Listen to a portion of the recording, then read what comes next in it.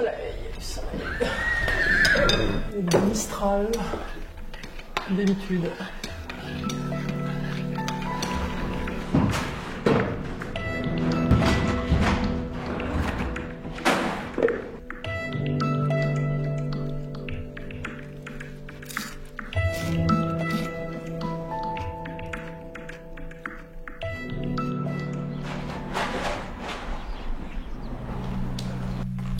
Téléphone qui sonne. Tiens, tu me le moniteur, s'il te plaît.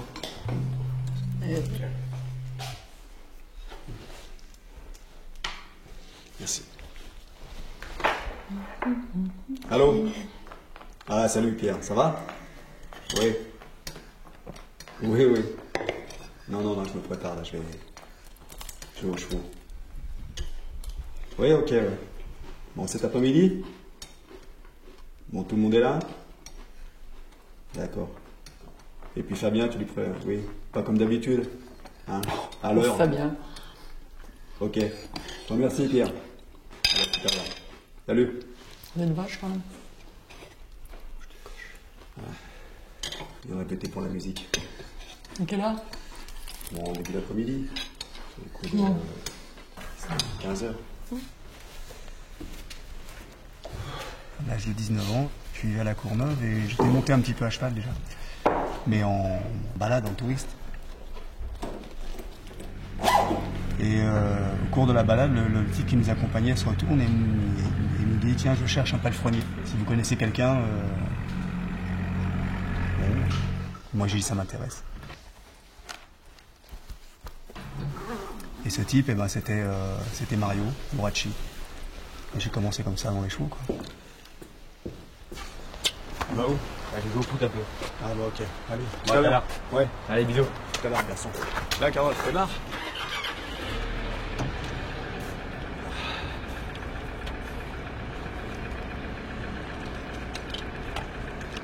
Aïe.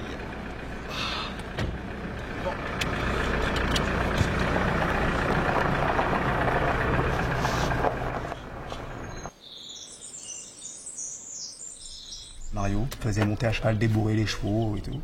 Mais les chevaux les plus difficiles arrivaient chez lui. Voilà, donc il prenait tout et il dressait les chevaux, il les débourrait et tout. Et moi, il les débourrait, moi je faisais un peu le sac de sable. Je suis allé avec lui sur des tournages et puis ensuite j'ai commencé à faire de la voltige. Le secrétaire d'État américain John Kerry estime que cette conférence pourrait avoir lieu avant la fin du mois. Pour le médiateur international Lakhdar Brahimi, ce rapprochement entre la Russie et les États-Unis est un premier pas très important pour inciter le régime syrien et les rebelles à trouver une solution politique au conflit. Et puis ensuite, je suis parti à la mer de Sable. J'ai rencontré là un type aussi qui est toujours un ami, qui s'appelle Georges Branche, qui est un type extraordinaire aussi. Et puis j'ai commencé à travailler là, et à apprendre mon métier de cascadeur à cheval et de voltigeur, voilà. La perturbation venue de l'Atlantique s'approche, les pluies les plus marquées sur la Normandie se décalent vers la frontière belge, les pluies de l'île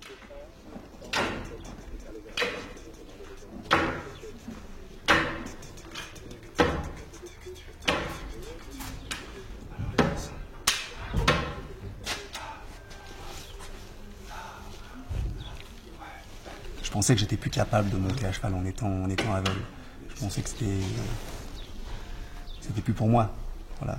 Et puis pendant très longtemps, chaque fois que j'arrivais aux écuries et que je prenais les chevaux, j'avais quand même une boule au ventre. Et quand j'enlevais les pieds du sol et que je posais mes fesses sur le cheval, là, je me remettais complètement au cheval. Et là, ça n'a pas été facile. Le fait aujourd'hui d'avoir perdu la vue et d'être obligé de me comporter autrement parce que je n'étais pas capable de monter comme un voyant, et j'étais obligé de me dire, voilà, il faut aller doucement, et plus tu iras doucement, et plus ça ira vite. Et j'ai compris ça.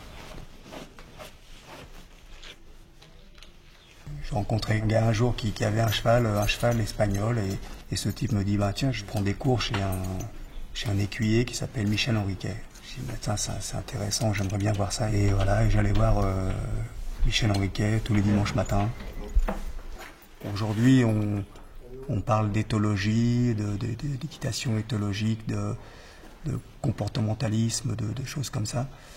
Je crois en ça complètement, je veux dire. Je crois que aujourd'hui, parce que je suis obligé d'aborder différemment. La technique, c'est une chose, mais la relation, c'est extrêmement important. Mais le fait de remettre mes mains comme ça sur des petits détails, détails dans l'encolure, dans la ganache, dans l'auge, le bout du nez, tout. J'arrive à faire le contour et ça me donne vraiment un ensemble et c'est incroyable. Et le fait de les toucher comme ça les apaise. Je les touche, alors je veux dire qu'il n'y a pas besoin d'être aveugle pour toucher ces chevaux, hein. Faut toucher. Mais moi, c'est la seule façon que j'ai de communiquer avec eux. Quand j'allais chez Michel Henriquet, j'entendais ces choses-là. C'est un cheval que je l'ai récupéré, puis j'ai commencé à le débourrer avec Julie, ma fille. Faut que ça avance, hein. Et puis, on a débourré tous les deux. Il vient et reprends la piste, gentiment. Avec ta jambe gauche, tu le ramènes de l'autre côté, là-bas. Voilà, caresse-le. Et puis je l'ai monté, ça s'est bien passé. Ouais, bien. Oh, oh. C'est bien, ça c'est bien. Et là? Ah, c'est bien. Alors il a toujours ses réactions de poulain, il a ses moments de frayeur, il voit des fantômes et tout, mais bon, voilà, c'est un cheval qui va me donner vraiment des satisfactions, beaucoup, voilà. Je ne cherche pas à m'accrocher ou mettre un coup de badine parce que le cheval a désobéi, non. Parce que c'est comme ça que j'apprends les choses. Et j'apprends tellement à tel point que quand on est dans le rectangle, c'est les chevaux qui me donnent la situation. Là, il a vu quelque chose là-bas à gauche. Là.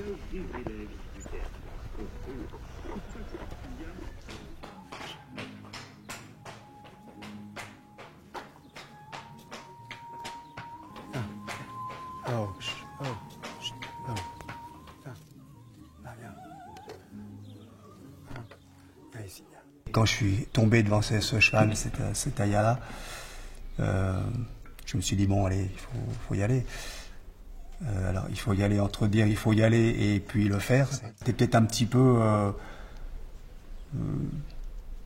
d'orgueil, à la limite, en me disant, bon, je vais y arriver tout seul. Cet orgueil, il a été vite mis à bas parce que je me suis retrouvé face quand même à des difficultés, surtout avec lui. Arrière. Arrière. Bien. Ah, c'est bien. La première fois que j'ai mis le pied dans l'étrier, j'ai mis le pied dans l'étrier, puis dans la seconde qui suivait, j'étais de l'autre côté du cheval. Alors autant il s'est apaisé, mais moi il m'a apaisé aussi, parce que tous les deux on a besoin l'un de l'autre, parce que moi il m'a beaucoup appris pour arriver à dompter cette impétuosité, ces frayeurs et tout. Aujourd'hui, je peux évoluer dans un espace comme une carrière de 60 par 20, avec des repères sonores. Quelque chose qui lui fait peur, là. Je suis intégré complètement au corps du cheval. Ouais, c'est bien. Je donne une indication et je me fie à la position du corps du cheval.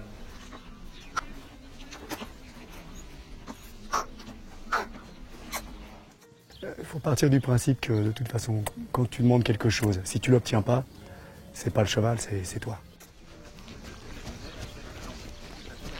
Excuse-moi, c'est moi.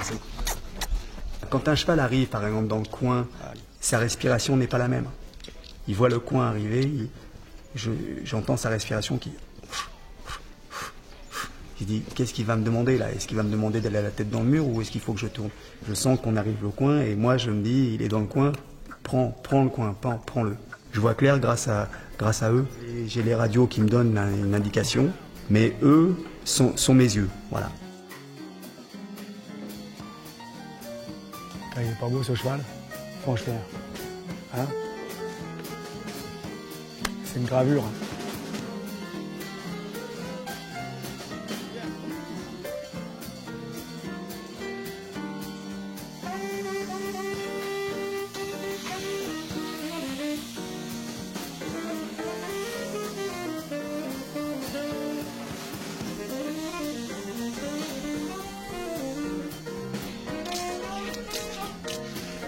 Je me rends compte que chaque jour qui passe, il y a de moins en moins de choses qui sont difficiles à faire.